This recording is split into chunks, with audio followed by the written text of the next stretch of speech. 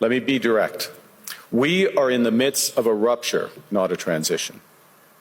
Over the past 2 decades, a series of crises in finance, health, energy, and geopolitics have laid bare the risks of extreme global integration. Guys, a politician made a speech. A politician made a speech. Stop the presses, burn the world down.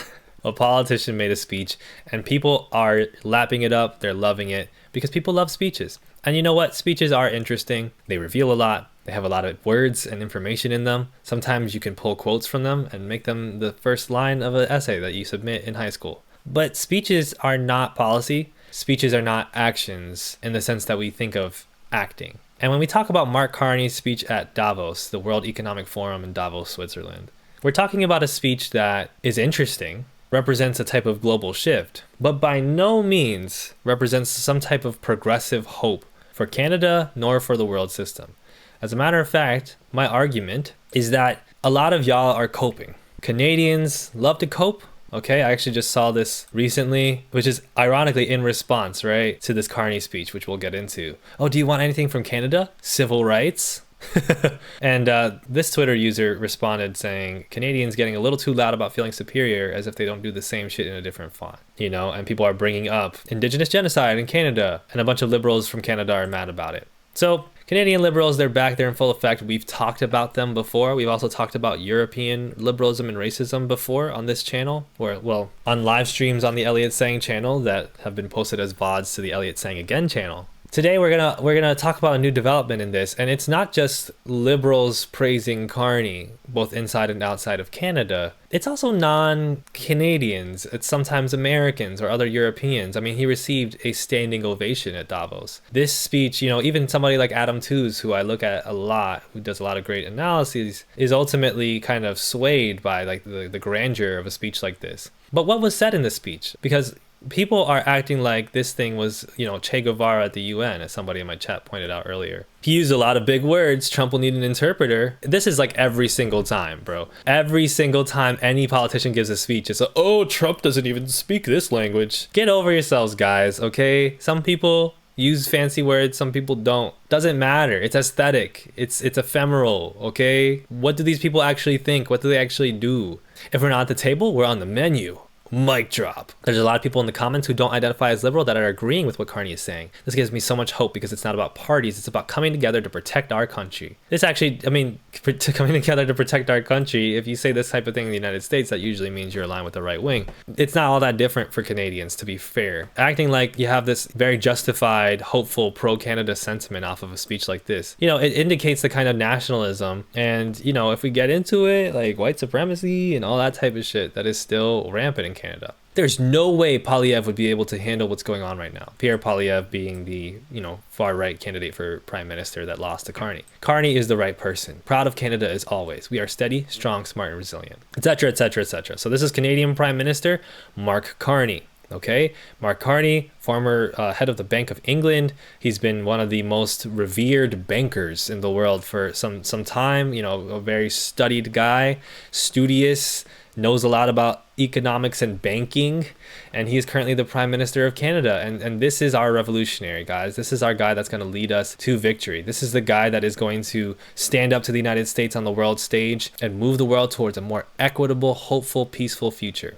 Except if you know anything about what Canada does, which we'll get into a little bit, like how Canada is opening up for AI data centers and how Canada treats its Indigenous people and how Canada keeps cutting jobs in the public sector and how its healthcare system is continuously diminishing, you might have a sense that Mark Carney, you know, is actually not really that progressive. But more so, I want to actually watch the speech because even beyond knowing what Mark Carney's policies are and have been, I think a lot of people haven't actually listened to the speech. Because if you listen to the speech, there's not really very much hopeful about it. There's definitely nothing progressive about it in any real impressive sense. And a lot of the things that he's saying are frankly things that we have come to hate from our politicians in the United States. And yet, because he's saying it and he's Canadian and he speaks some French and he's using quotes from literature, we see it as like, wow, like this guy's in the future, his vision is unbelievable.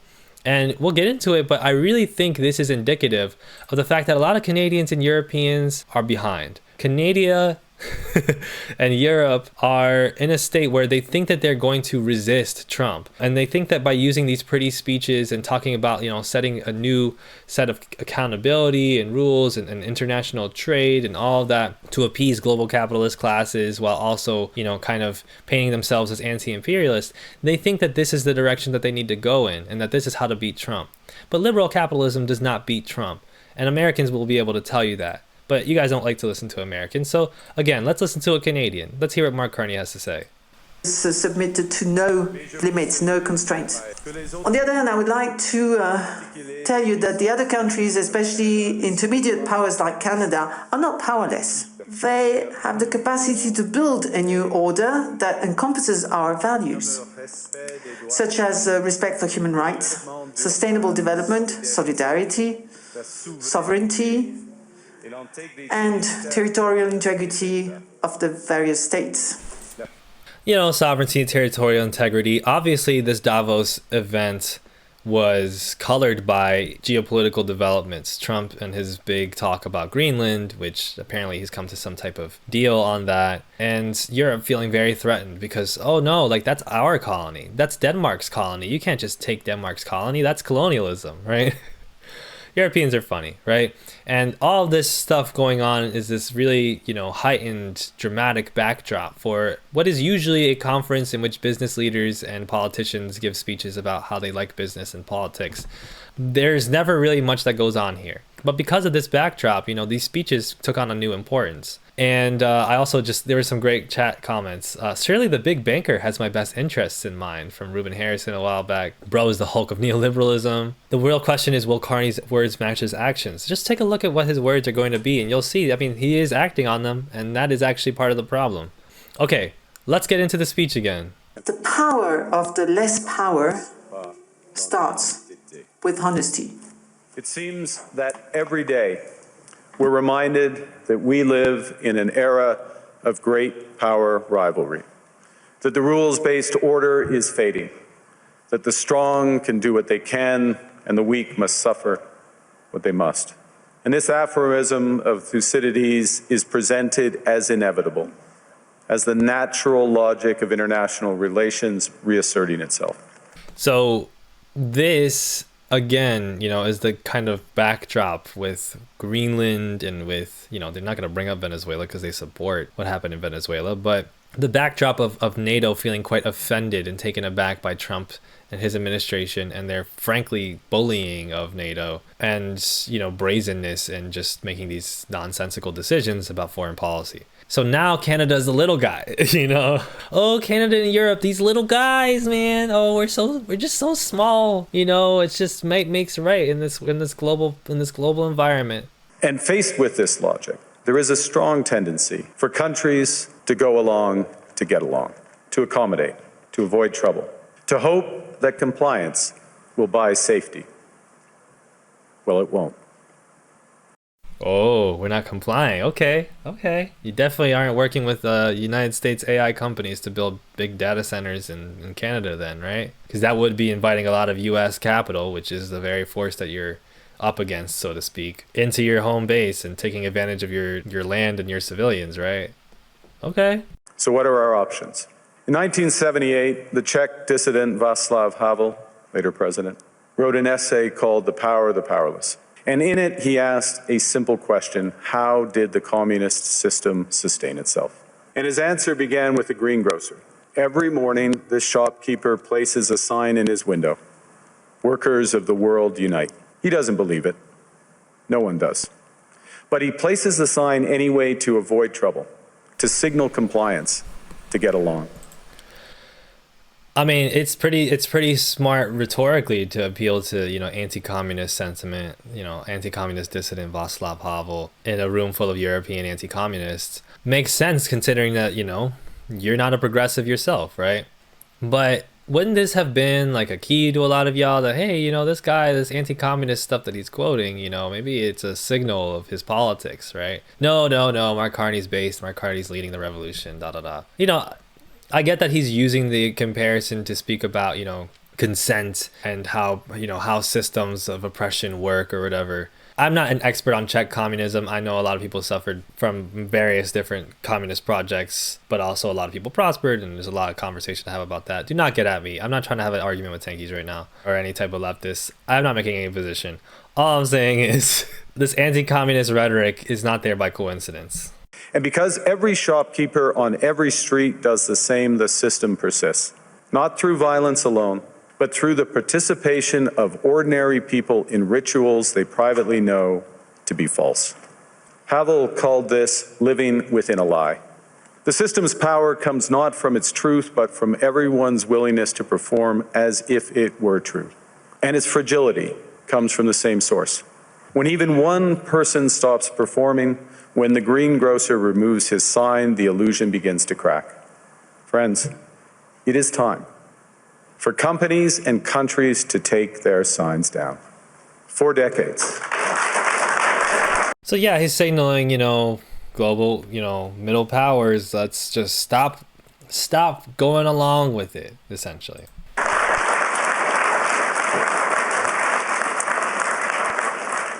For decades, countries like Canada prospered under what we called the rules-based international order. We joined its institutions, we praised its principles, we benefited from its predictability. And because of that, we could pursue values-based foreign policies under its protection. We knew the story of the international rules-based order was partially false, that the strongest would exempt themselves when convenient, that trade rules were enforced asymmetrically. This is a big part of the speech that was highlighted and quoted a lot. And as you'll see from the next part of what he says, Canada and other middle powers went along with this system that they knew globally was asymmetrical, that big powers would do what they want. But we went along with the idea of the rules-based international order anyway. Now, did they do that because they were scared, because they were shaking in their boots, because big old America was bullying them and pushing them around and there was nothing that they could do? Well, what does Mark Carney say? And we knew that international law applied with varying rigor depending on the identity of the accused or the victim. This fiction was useful. And American hegemony in particular helped provide public goods, open sea lanes, a stable financial system, collective security, and support for frameworks for resolving disputes. It was good for us, so we went with it, is what he's saying. And this is one of those realities that Canadians and Europeans just love to just miss. And they continue to miss it as they talk about this Carney speech as being such a breath of fresh air. Carney is not going to sit here and just lie to you. He's not going to act like, as some of his civilians might act like, Canada's just the little engine that could, just getting on by while the big bully America pushes them around. Even though there is something to be said about, militarism and bullying of, big powers on smaller powers or whatever. What he's saying is that this was convenient. It made us money. It created open international trade that helped us in a lot of ways. It was good for collective security, right? If stuff happened in Europe that we didn't like, we could count on the United States to work in our interests because they wanted to protect capital just like we wanted to protect capital. This kind of thing, okay? Everybody's acting like this was some based revelation from Mark Carney. Whoa, that's crazy that he's calling them out. He's not. He's saying, we went along with this because it was convenient. It's no longer convenient.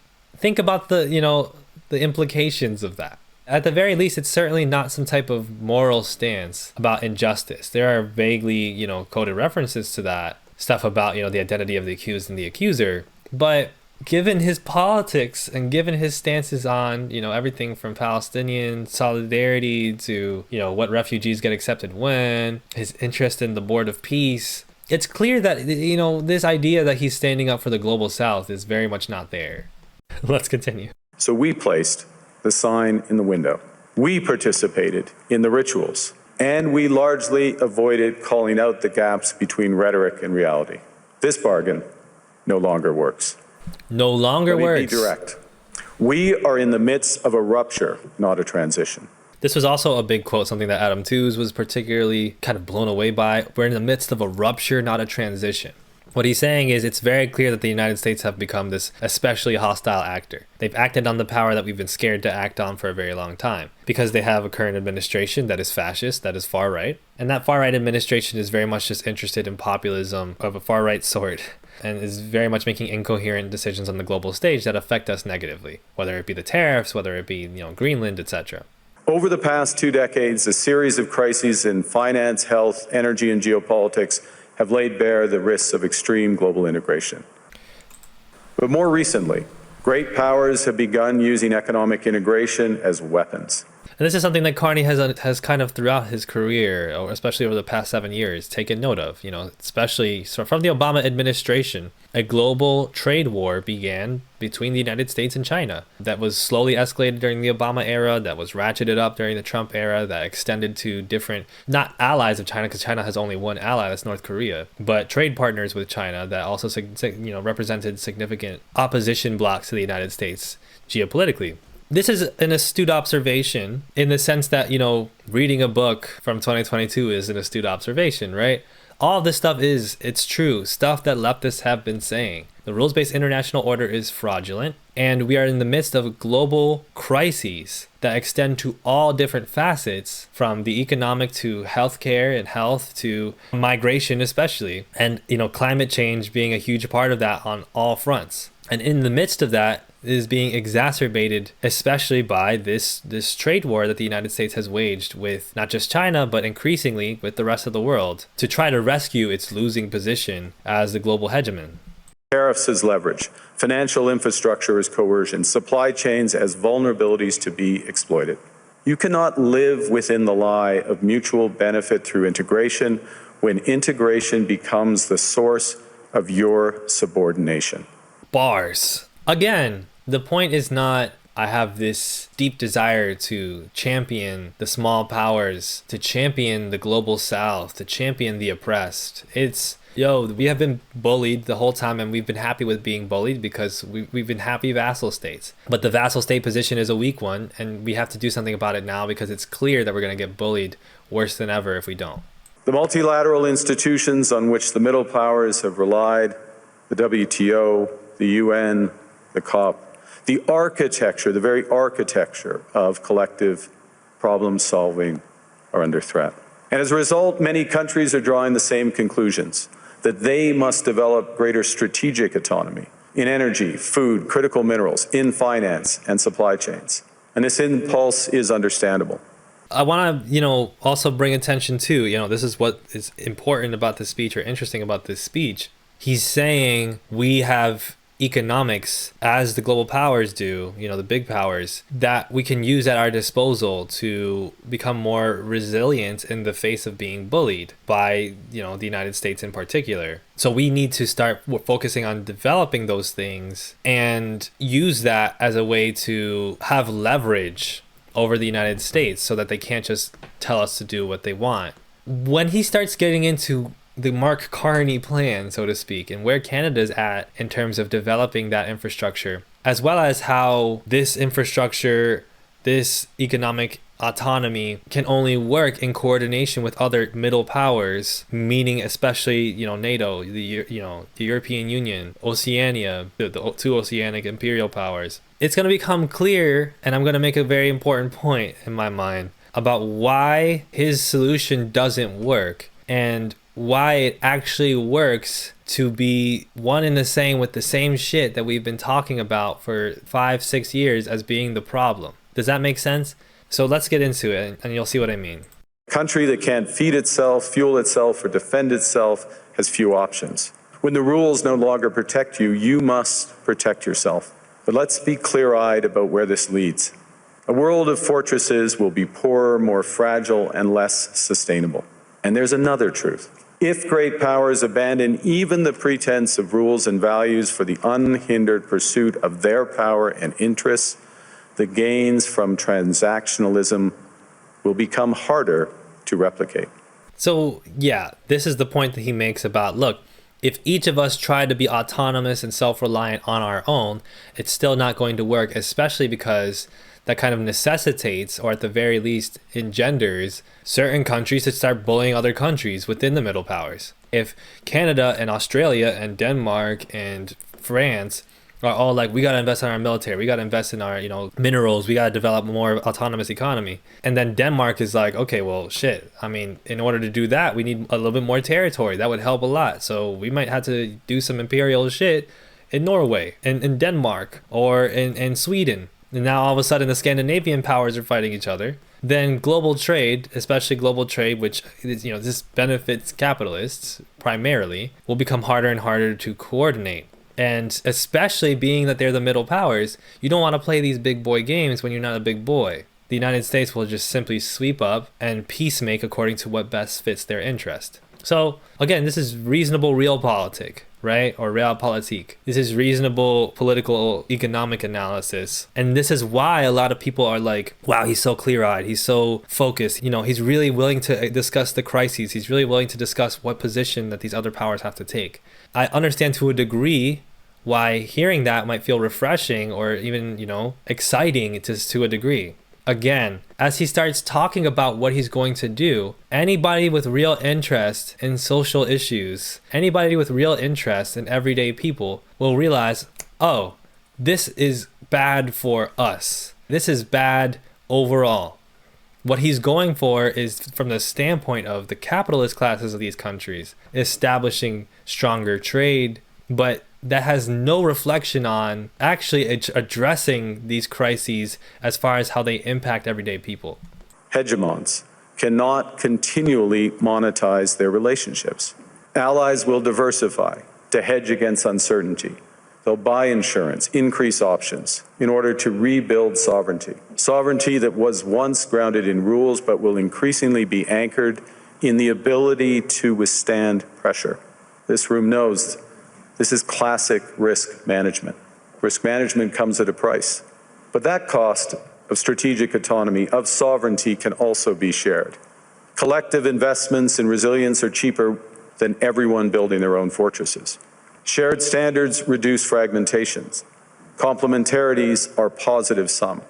And the question for middle powers like Canada is not whether to adapt to the new reality. We must. The question is whether we adapt by simply building higher walls or whether we can do something more ambitious. So what's the ambition, right? It makes sense. Each country can't be autonomous and self-reliant completely. Each country needs to cooperate, needs to bite the bullet a little bit in terms of risk management and grow according to a multilateral model and not try to become a dominant force, especially when the dominant forces are acting especially aggressively. So what's your big ambitious plan for how you're going to do this from the Canadian perspective? Now, Canada was amongst the first to hear the wake-up call, leading us to fundamentally shift our strategic posture. Canadians know that our old, comfortable assumptions that our geography and alliance memberships automatically conferred prosperity and security, that assumption is no longer valid. And our new approach rests on what Alexander Stubb, the president of Finland, has termed value-based realism. Value-based realism. Okay, that sounds very exciting. I also love the idea, again, Canadians, the time when we can just rely on Americans to protect us and keep us making money, it's over. Okay, there's a lot of poor working class and middle class Canadians that will sit here and say that shit didn't really do all that much for me, to be very honest with you, especially in the mounting crises of the past few years. So I hope that the thing that you're going to build is going to be better for me. Again, let's see what this value-based realism means in terms of that. Or to put another way, we aim to be both principled and pragmatic. Principled in our commitment to fundamental values, sovereignty, territorial integrity, the prohibition of the use to sovereignty and territorial integrity, okay, those do seem to be important things for empires, yeah? The prohibition of the use of force except when consistent with the UN Charter, and respect for human rights. So that's still a lot of the carryover from the rule-based order that you're saying is collapsing. Human rights as an example. Human rights is a very useful tool. John the Duncan has a great video about this. If it's used from the perspective of the oppressed, the very people that the capitalist classes are oppressing. But we know what human rights comes out of the mouth of a big banker. And as somebody points out, you can tell he really is a banker. When it comes out of the mouth of someone like Mark Carney, human rights doesn't really mean that much. I know I keep teasing it, but as he describes, what Canada will be doing and is doing, you will see what I mean. And pragmatic in recognizing that progress is often incremental, that interests diverge, that not every partner will share all of our values. So we're engaging broadly, strategically, with open eyes. We actively take on the world as it is, not wait around for a world we wish to be. We are calibrating our relationships so their depth reflects our values. And we're prioritizing broad engagement to maximize our influence, given the fluidity of the world at the moment, the risks that this poses, and the stakes for what comes next. And we are no longer just relying on the strength of our values, but also the value of our strength. I'm just laughing. I just want to note here, it's just funny. I just think that that's funny. It's decent rhetorical work. Strength of our values. We're not relying on the strength of our values, but the value of our strength. Okay. I just think it's funny. I just wanted to point out that I'm laughing a little bit. Since my government took office, we have cut taxes on incomes, on capital gains, and business investment.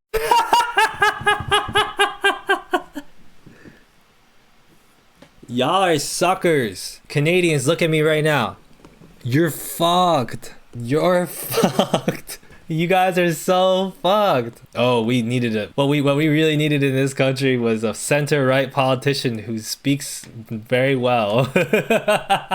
Oh, you know what's gonna really help right now? While you have to pay more for rent and you have to pay more for healthcare and your local ER has to get shut down because there are staffing cuts, and when you have to deal with climate crises every summer so you can barely go out, and when another pandemic happens, and when more health risks happen, you know what's gonna help you? Cutting capital gains taxes. That's what we're gonna do. We're gonna cut capital gains taxes. We're gonna make sure that rich people make more money. Just, I mean, we're gonna keep going, but it's just like, shut it down already. If we just do a little bit more capitalist business investments, a little bit more neoliberalism. Oh, just a sprinkle more neoliberalism. Maybe this time, if we do more neoliberalism. And I'll break down for you exactly how this especially is just like completely contradictory to this idea of multipolarity and this idea of building strength for Canadians, you know? But it should already be over in terms of your allegiance with Mark Carney in this moment, if you have any. Well, let's hear what else he's got. We have removed all federal barriers to interprovincial trade. We are fast-tracking $1 trillion of investments in energy, AI, critical minerals, new trade corridors, and beyond. This motherfucker's investing in AI. You're fucked. You are screwed, bro. He said, you know what we're going to do for multipolarity? You know what we're going to do so that Canada can stand strong and Canadians can maintain and build a better standard of life in the face of the United States bullying us? We're gonna drill and then we're gonna make data centers. And let me be clear, this is a very big part of Mark Carney's whole thing, okay? This is from a Breach Media article from Canada. The Liberal government, captivated as it is by AI hype, is moving in the opposite direction of, preparing for an AI crash. In the recent federal budget, Prime Minister Mark Carney poured $1 billion into expanding Canada's AI infrastructure and pushing government departments and everyone else to go all in on generative AI. You know how people have been talking about, oh, the US is so screwed. The US is so screwed because when that AI crash hits, Mark Carney wants that. Mark Carney's into that. He's super into that AI shit. And that doesn't include the additional funding funneled into fossil and nuclear energy projects to power AI data centers, or the money earmarked for extracting the so-called critical minerals needed to build the chips and transmission lines that feed them. I just laugh at the irony. You know how a lot of people were talking about, I don't know if you heard about this, in Greenland, how it's this project that American oligarchs want so that they can build these utopian little paradises for billionaires, that they can build a bunch of data centers on indigenous Greenlandic land, and how they're going to, dominate it with those particular interests. Those are the same interests that Mark Carney wants in his country. And let's be very clear, these are American capitalists by and large, okay? The United States is the dominant tech power in Canada, and the Canadian government is still highly receptive to bringing in US tech companies to build data centers that will have extreme environmental effects on everyday Canadians. We've seen a rapid erosion, says this Policy Alternatives article, in the government's efforts to rein in US tech companies. Since April, planned AI regulations have been put on ice, along with the Online Harms Bill that sought to address harmful behavior in online spaces. This was in spite of concretely seeing how those platforms are used by bad actors to sow division within society as wildfires spread again across the country this past summer. I don't really care so much about the online harms thing. That's a separate conversation. But you got, remember how the Canada wildfires, do you remember that? If you lived anywhere near the north of the United States, you had to deal with bad air quality every single day this past summer. That was because of wildfires in Canada,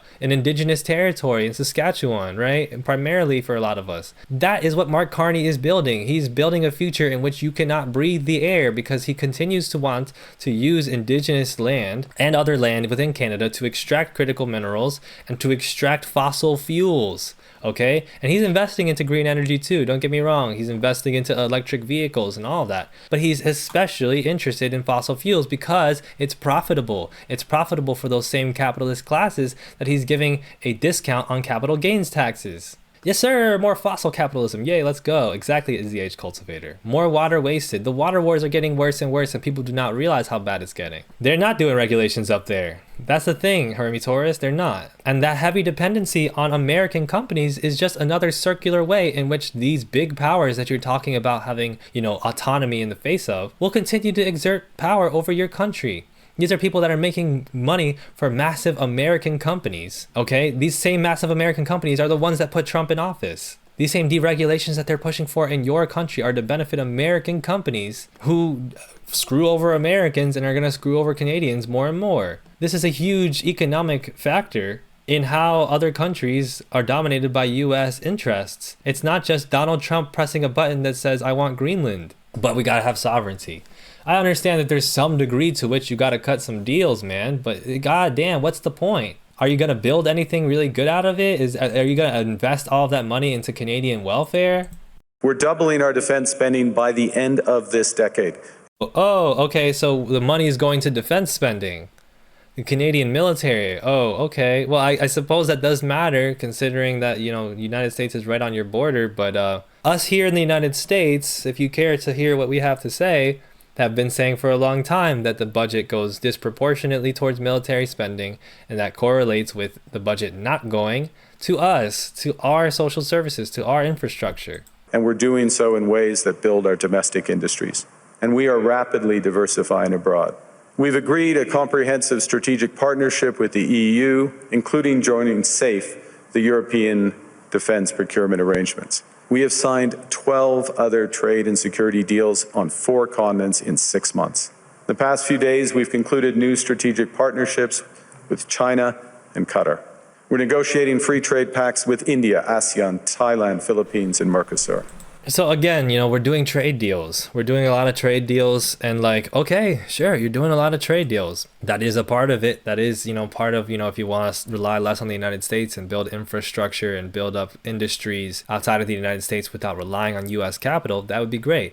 Except you're relying heavily on U.S. capital for the AI investment. And a lot of what you're pouring your money into is based off of just military defense against the United States. It's just another way in which Canadians are getting screwed over because Canada has to worry about the US. But that doesn't really matter to the capitalist classes in Canada. You can make an argument about where our hands are tied, these have to go there, if you actually do make efforts to actually try to build the social safety nets in Canada. But you're not going to do that. And again, we don't have to go over this super heavily, but this was just last July. 15% budget cuts. 10,000 federal public service jobs were lost in 2024. More and more public service jobs are being lost now. Here's how Carney's push to accelerate the next wave of nation building has exposed a familiar fault line in Canadian politics. When economic ambition collides with indigenous consent, ambition usually wins. This is from Walrus, okay? Bill C-5 gives Ottawa final say on infrastructure projects deemed in the national interest. Was viewed as a sign of government doubling down. The sole purpose was to serve notice that the bill is now the law of the land and that the First Nations to fully accept and accommodate that reality.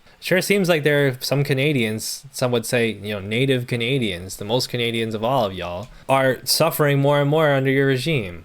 But this is the kind of thing that people like to put to the side as moral, right? I saw people arguing, oh, we don't have time to talk about climate change right now. We got to focus on sovereignty. We got to focus on the United States and sovereignty and autonomy because, there's bigger diplomatic issues at play. So there's no space to care about black and brown people. There's no space to care about indigenous people. Land rights, land back, right? But those things actually give you a great insight into where things are going politically. It is not just us crowing about how much we like marginalized people. It is not just us trying to perform moral politics, right? When we as leftists bring attention to these issues, if we're paying attention, we will note that those things serve as a vision board, okay? If the Democratic Party is continuously ignoring trans rights and black and brown rights and not actually doing anything to build social safety nets for regular Americans and to assess rampant racial and gender inequalities, and if the United States is going like this when the American populace is telling them to care about Gaza, when the Democratic Party is going like this, that means something. It doesn't just mean they're evil. It doesn't just mean they're mean people. What it means is they're not actually going to address social inequality.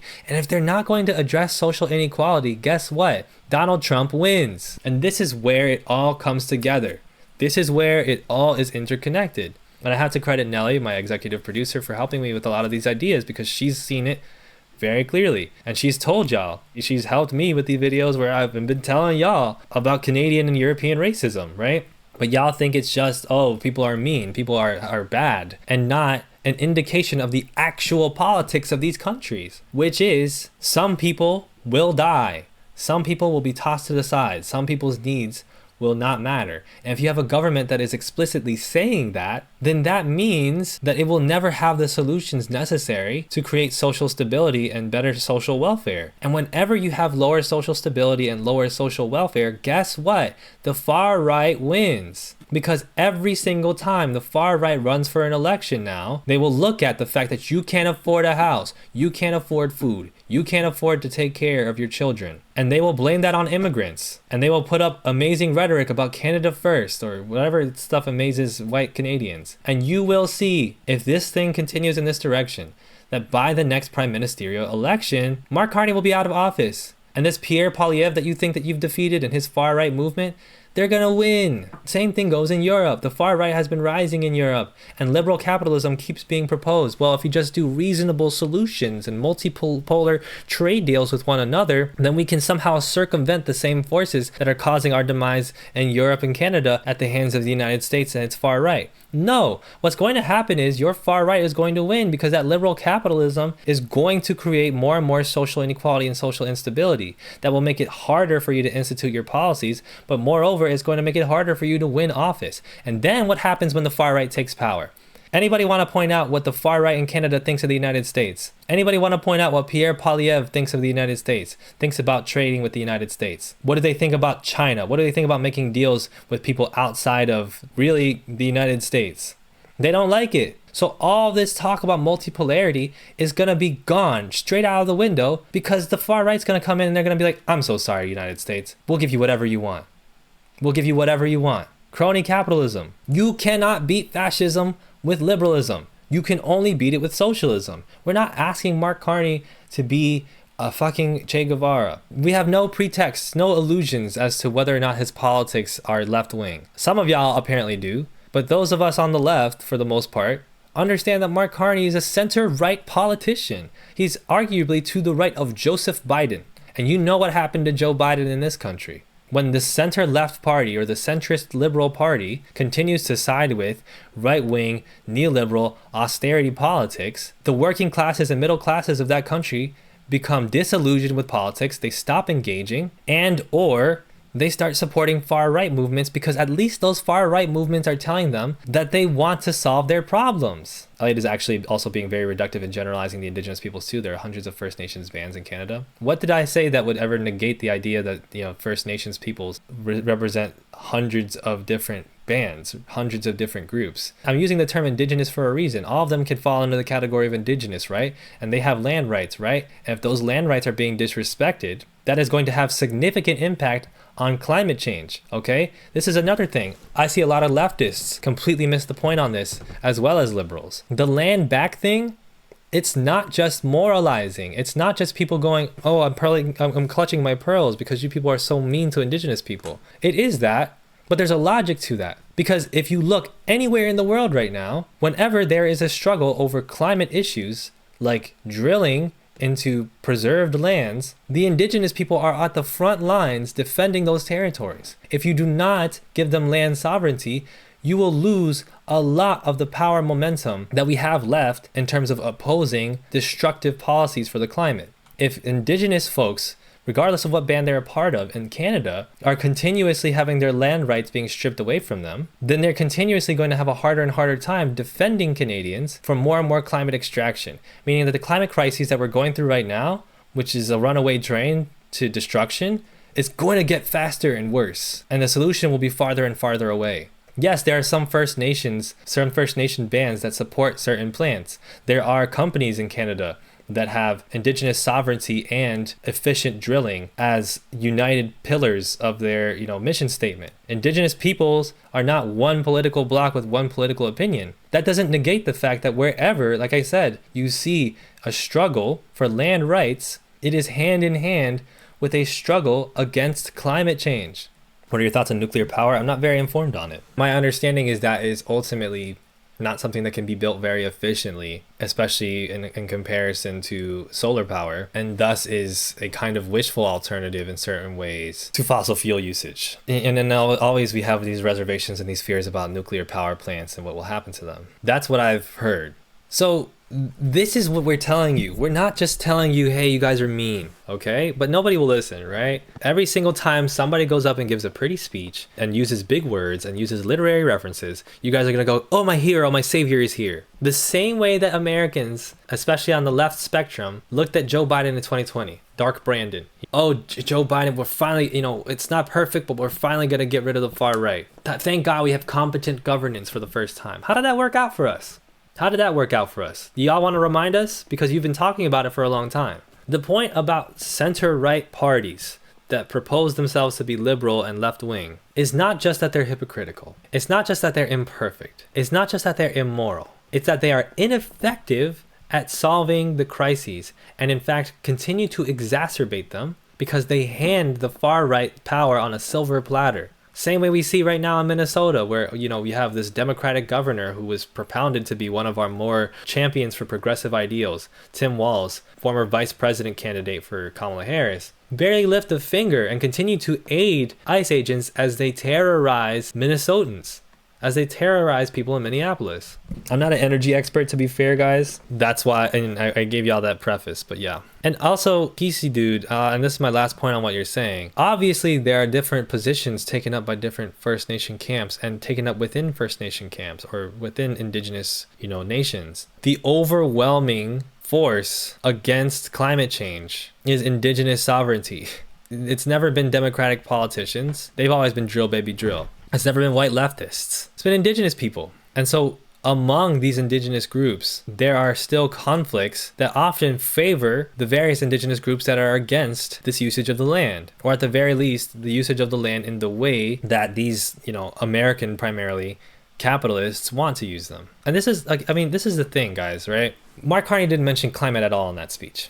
And there are some people that looked at that and they were like, oh, this is nitpicky. I did see that there were fires in Argentina and Chile. Oh, this is nitpicky. He can't talk about everything at once. You people are so purity politics, whatever. If you are not talking about an actual effort against climate change, an actual efforts to mitigate climate disaster, an actual plan to properly support climate refugees, an actual plan to handle climate disasters in Canada, none of this shit works, because you are going to have an increasingly difficult environment in which you can do all this pretty little drilling and all these pretty little capitalist affairs. And you're going to be just like the Democratic Party, sitting at the top of a throne going, we're doing our jobs quite well, while everything is being taken out from under you by the far right.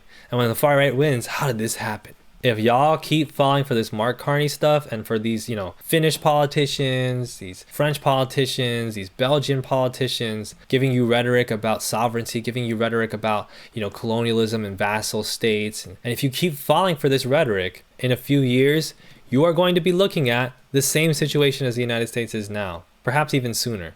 There's a lot of shit coming for people in 2027. There's a lot of shit coming for people in 2027, okay? We have risk of another pandemic, a bird flu pandemic. We have economic crises that are exacerbating, including the effects of the tariffs that are continually getting worse. We have all types of worries on the geopolitical scale. We have all types of shit coming. As soon as that stuff starts hitting, the far right is just going to seize power again in your countries because you have no tangible left wing.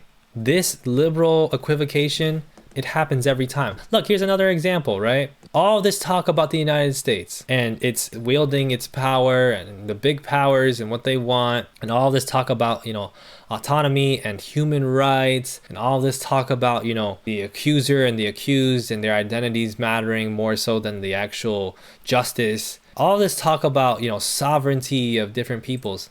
And here's Mark Carney's position on the Board of Peace, which is, of course, the board of countries to oversee the rebuilding of Gaza, so to speak. You know that bad plan that Trump has for Gaza and Netanyahu has for Gaza? That's what the Board of Peace is. The finance minister of Canada says we will not pay the $1 billion. Oh, okay. In what sense? This is from Ottawa. We will not pay the $1 billion price tag for the Board of Peace. If we were to join, we're not going to pay. Mark Carney accepted the invitation to the Board of Peace, but they haven't gone through all the details of the structure, how it's going to work, what the financing is for, etc. This is y'all's anti-imperialism. Y'all have all this smoke when Donald Trump wants to take away Denmark's colony in Greenland, but Palestinians, you still will not do anything for. You still continue to deny or avoid Gazan refugees entering your country at a large scale, as well as Sudanese refugees. You still continue to support U.S. imperialism in Palestine. And instead of biting the bullet, as you say, and saying, look, we have to take a stronger stance on this, maybe align a bit more with what the Spanish government has said or Colombian government has said, since these are nations that we want to trade with in a multipolar world, and we want to position ourselves as being against this type of aggression no matter who it is. Your big stand against the United States is, okay, we'll join, but we won't pay you. You got to let us in for free. And you think this is going to stop the far right from beating you? Because let me tell you something. The United States, Americans can tell you that the far right has capitalized off of anti-Zionism. That's the whole Tucker Carlson, Nick Fuentes thing. They will capitalize off of anything. Every single time that you look at some left-wing critique of your government as peripheral and unimportant and moralizing and purity politics, the far right looks at it and goes, oh yeah, we could use that. Okay, so the Democrats are not doing anything about Gaza. The Democrats are destroying Gaza. Okay, we'll just say that we want to stop that. Boom, Dearborn doesn't vote for Kamala Harris and swings to Trump. Okay, so Americans are saying that their cost of living is rising increasingly and the economy is in bad shape and they can't get real jobs, but the Democrats are saying, oh, the economy is fine, we're doing great actually. Well, let's talk about the cost of living. What did Donald Trump do in his campaign? No, grocery prices are ridiculous. Eggs are going to be so affordable under my administration. Whatever. They say whatever. So I can either vote for somebody who refuses to acknowledge that my problem exists or somebody who says they have an answer to my problem and it's just a little bit immoral. That's what the average Canadian will think. And then you guys will sit in your ivory tower, oh, how immoral you are. While you were doing the same shit in Gaza. While you were doing the same shit to indigenous people, just with a better sheen, a better coat of paint. Ridiculous, man. Splitting the middle on these things never works. You want to talk about multipolarity. You know who wasn't at Davos? President of Mexico, Claudia Sheinbaum, who has a very high approval rating among Mexicans, who has waged war against neoliberalism, in her words, who is building large infrastructural projects, who, along with her predecessor AMLO, has been building stronger social services and healthcare and other things for Mexicans. Claudia Sheinbaum is giving Mexicans a little bit of socialism. This is not some ringing endorsement of Claudia Sheinbaum or some pretension that she is the revolution, like some people on YouTube might do for you. I happen to care about indigenous land rights, and so that's one of numerous things I'm concerned about. But regardless, those issues become a lot quieter because Claudia Sheinbaum is offering something to average Mexicans. Because Claudia Sheinbaum is offering little bits of socialism. Mark Carney, if you do not offer any socialism to Canadians, you're fucked. It's not a moral equivocation. It's not a moral stance. It's not a judgment. It's not purity politics. It's real politics. If you guys genuinely care about building this multipolar world and avoiding more Trumps coming into office and avoiding more capitulation to U.S. interests, then you need to start doing socialism because that's what people want. It doesn't have to be real socialism at all. Nobody's doing real socialism, you could argue. But if you just offer people, a massive reform of Canadian healthcare, if you create a bunch of jobs, offer, freer education, whatever. Canadians will remember that. And when the far right comes around and goes, isn't everything really bad? You can't afford anything, right? Canadians will be like, no, I actually afford things a little bit better under Mark Carney. Then you can continue to do your multipolar global trade deals. And when the Danish people come in and they drill in that indigenous land, it'll be harder for indigenous people to offer resistance. Carney's going to change things. He's going to make things right. He certainly is making things right. Right wing. Definitely Claudia has done better for indigenous sovereignty than Vicente Fox or her predecessors prior to, AMLO. This is the reality, man. Canadians and Europeans sit in front of you and talk to you about how Americans are so stupid, about how Americans are fucked, about how the American president can't say a coherent sentence, how America's so racist, America's so immoral, how Europe would never fall back into fascism. Europeans know a thing or two about fascism. Oh yeah? What did Aimé Césaire say about y'all and your knowledge of fascism? You keep ignoring the oppressed as if the oppressed aren't telling you everything that you're supposed to know. The oppressed point out to you the inequities in the system. They point out to you social issues because they're the ones who are directly affected by it. That's why identity politics that is socialist in nature is valuable and important. Because if people of certain identities under a socialist government are saying, yo, we're not receiving any of the social welfare policies you're saying, or they're highly reduced and there's a serious crisis going on with our people that we need help with, that gives you a sense of how to improve the socialist project. Does this not make basic sense, right? That's my shit for leftists. But for all of you, Europeans and Canadians sitting here complaining about Americans and talking about how much better you are than Americans, you are where Americans were 5 years ago. That's how you're doing. You're behind. Maybe Canada's like 4 or 3 years ago. UK maybe 3 or 4 years ago. But anybody thinking that Europe has some type of place as like the progressive voice of the world, as the civilized nations. I mean, we know who you guys are. We know how you get down. Europeans complaining about US imperialism, you were the main benefactors. Mark Carney just said it. You guys benefited from the rules-based international order. Ask Norway what they were doing in Sudan. Ask Norway what they want to do in Venezuela. Norway, the country that everybody, the Norwegian system, Norway's quality of life and standard of living, social services in Norway. You wouldn't believe it. Maybe we should do the Norway system. They're so advanced. They're so ahead. No, they're not. They're getting a great deal from the US to bully countries abroad. And they have a bunch of oil, and the US helps them to profit off of that oil. Wait for one election cycle on Germany and France. Exactly, man. Europeans are yes, Derby Pigeon. Europeans literally started the imperialism. What position do you have to tell people about imperialism? And then when you say that, they say the exact same thing that white Americans say. Oh, that was in the past. That was a long time ago. Get over it. Ha! Get over it. My ass. When did Haiti start paying off that debt? When did they stop paying off that debt? This is why whatever left I'm a part of is not aligned with most of y'all's white lefts. Whether it's in Europe or in the US or in Canada or in Australia or in New Zealand. First world, quote unquote, white people are always so behind. They don't see what's happening in front of them. And then we keep telling them, and then they keep going, you guys are just always complaining about something. Ridiculous. People saying he was our only choice, needing to shut up. Do we have a democracy? 77 horses, yeah. It's some US brain rot. It's the same brain rot. If you want to call it brain rot, it's the same thing. Americans are not alone. Canadians and Europeans are their family. This is also one of the things that they try to do. As these crises continue to mount in Europe, and the Europe shifts more and more to the far right because the center right continues to capitulate because they have no answer for social issues, the Europeans will continue to give you this rhetoric. If the Americans would just get their shit together. You always can blame America. It's all America's fault because they voted for Trump and now we're voting for this far right minister. What are you talking about? Germans? Ridiculous. By the time that Carney officially joins the Board of Peace and maybe even concedes, to paying the $1 billion, people will be like, damn, wow, who could predict that politicians lied? I thought Mark Carney was going to be the progressive voice because of his speech, but he wasn't really that. I can't believe it. And then they continue to ignore us. And in particular, they continue to ignore black people.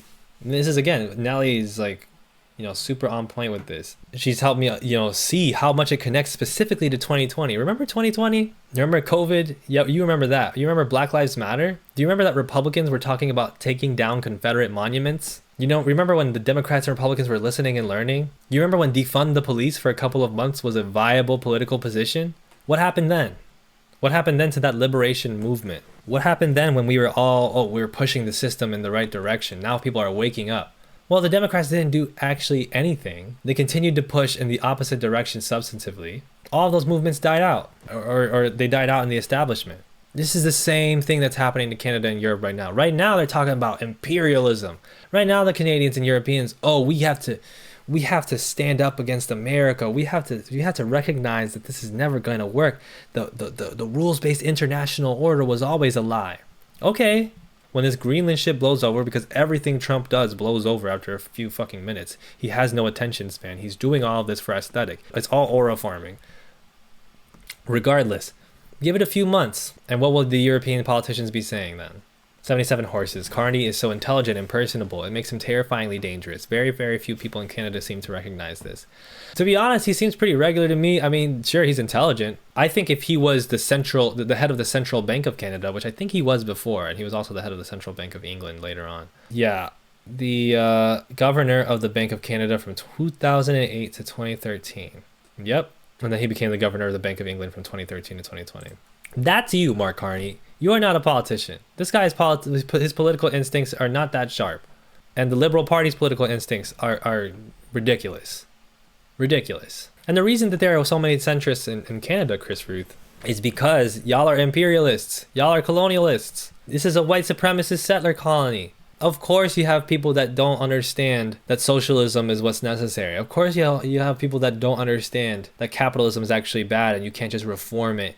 Of course you have people that don't understand how to stop fascism. Of course you have people that don't understand how to listen to marginalized voices and use those as insights. Of course you have people that don't understand social issues. Because why would they? They're white people that make a bunch of money living in a settler colony. This is not even to be like, oh, you know, death to all imperialists. Like, I understand that I live in a settler colony too. Many of y'all don't. You think that the problem is America and it's not colonialism. Because if you realize that the problem was colonialism, there'd be a lot of shit you wouldn't be saying, leftist or liberal. This is not me coming at you, my friend. I'm just like kind of extrapolating. I wish socialism would come, but unfortunately it won't. It's coming. I think it's coming. I mean, it's coming in a transitory way. That's why it's coming to the global south first. It's coming in Mexico. It's coming in Namibia. It's coming in various other global south countries. You know, there's attempts in Colombia. You know. There's a lot of bad attempts. It came to some degree in Brazil, right? It's not really socialism, but it's transitory into trying to build socialism. Why? Because these global south countries get it. They got it first because they were the ones that it was happening to.